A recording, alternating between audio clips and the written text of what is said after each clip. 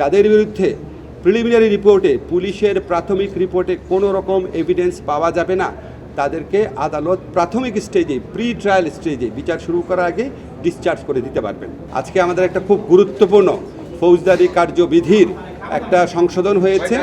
আপনারা জানেন আমাদের সরকারের আমলে কিছু জিনিস নিয়ে আমরা নিজেরাই খুব বিব্রত, আমরা এগুলো অ্যাড্রেস করার চেষ্টা করি। তার মধ্যে একটা হচ্ছে ভুয়া এবং মিথ্যা মামলা করা, আরটা হচ্ছে মিথ্যা মামলা করে মানে মামলা ঘটনাটা হয়তো সত্যি কিন্তু অনেক ব্যক্তিকে সেই মামলায় আসামি করে আপনার এক ধরনের মামলা বাণিজ্য করা। তো সেটার থেকে আমরা বহুবার চিন্তা করেছি, বহু কিছু চিন্তা করেছি। আমরা বাংলাদেশে যারা বড় বড় ক্রিমিনাল লয়ের এক্সপার্ট আছেন তাদের সবার সাথে কথা বলেছি, অনেক কনসালটেশন মিটিং করে, স্বরাষ্ট্র মন্ত্রণালয়ের সাথে কনসালটেশন মিটিং করে আমরা একটা চেঞ্জ এনেছি। সিআরপিসির খুবই গুরুত্বপূর্ণ চেঞ্জ। আমি সোজা করে বুঝায় বলি, এই চেঞ্জে বলা হয়েছে, আপনারা জানেন একটা মামলা যখন হয় হত্যা মামলা, এটা ইনভেস্টিগেশনে 2 বছর 3 বছর 4 বছর লাগে এবং এটার মধ্যে শত শত লোককে আসামি করা হয় এবং এখানে কিছু কিছু ক্ষেত্রে আপনার এক ধরনের মামলা বাণিজ্য থাকে।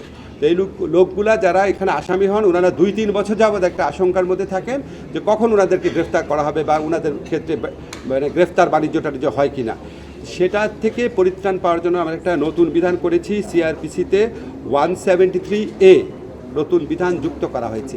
এই নতুন বিধানে বলা হয়েছে পুলিশ কমিশনার, এসপি বা এসপি পদমর্যাদার কোনো জেলার এসপি পদমর্যাদার কোনো পুলিশ কর্মকর্তা ওনার নিয়ন্ত্রণাধীন বা এখতিয়ারাধীন কোনো বিষয়ে বা কোনো মামলার বিষয়ে ওনার যদি মনে হয় যে এটা করা যৌক্তিক, তাহলে উনি ইনভেস্টিগেশন যে অফিসার আছে সেই ইনভেস্টিগেশন অফিসারকে বলতে পারে যে তোমার মামলার তদন্তের ব্যাপারে একটা প্রিলিমিনারি প্রাথমিক রিপোর্ট দাও, তদন্ত করে এখন পর্যন্ত কী তথ্য পেয়েছো এটা প্রাথমিক রিপোর্ট দাও।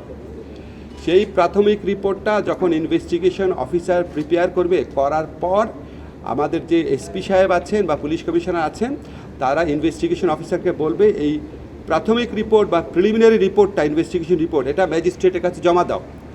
ম্যাজিস্ট্রেটের কাছে জমা দেওয়ার পর ম্যাজিস্ট্রেটের কাছে যদি মনে হয় যে এই মামলার মধ্যে 100 জন লোককে আসামি করা হয়েছে, তার মধ্যে 90 জনের ব্যাপারে কোনো অভিযোগই আসলে নাই, কোনো 90 জনের বিষয়ে কোনো সাক্ষী নাই, কোনো এভিডেন্স নাই, কোনো ইনসাফিসিয়েন্ট এভিডেন্স, যা এভিডেন্স আছে সেটা ধর্তব্যের মধ্যে না, তাহলে উনি সাথে সাথে প্রি ট্রায়াল স্টেজেই ওই মামলা থেকে ওই আসামিদেরকে যাদের বিষয় বা যাদের বিরুদ্ধে কোনো সাবস্ট্যান্টিভ বা সাফিসিয়েন্ট এভিডেন্স নাই তাদেরকে ওই মামলা থেকে মুক্ত করে দিতে পারবেন। RICL TMX, যুগের পর যুগ স্থাপনা থাকে মজবুত।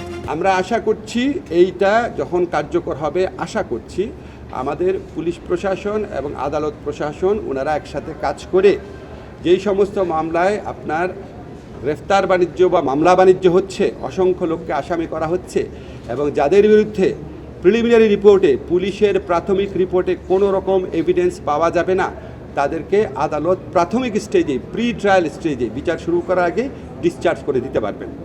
তো ডিসচার্জ করে দিলে ভুয়া মামলা বা মামলা বাণিজ্য থেকে অনেক লোক আশা করি রেহাই পাবেন এবং এইটা মানে এটা না যে তদন্ত থেমে থাকবে, তদন্ত থেকে যাদের বিরুদ্ধে কোনো রকম সাবস্ট্যান্টিভ এভিডেন্স নাই তাদেরকে মুক্ত করে দিবেন, ডিসচার্জ করে দিবেন, বাকিদের বিষয়ে তদন্ত চলতে থাকবে।